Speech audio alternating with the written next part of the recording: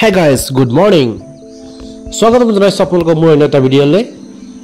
আজি আপোনালোকক দেখুৱাম আমাৰ নদীখনৰ লগতে ৰাতিপুৱা শুনিবলৈ পালোঁ যে আমাৰ দলংখন মাত্ৰ দুদিনমান হৈছিলেহে বনোৱা, কুমলীয়া বাঁহ দিয়াৰ কাৰণে ভাঙি থাকিলে বুলি শুনিছোঁ।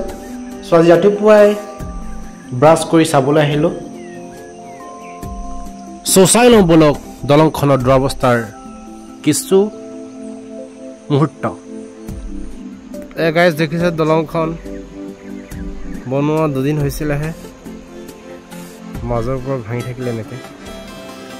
পানীৰ সোঁত একো নাই, কিন্তু কুমলীয়া বাঁহ দিলে, চ' ভাঙি গ'ল।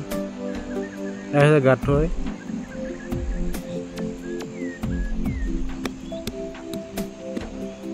দলংখন ভাঙি থাকিলে মাজৰ পৰা।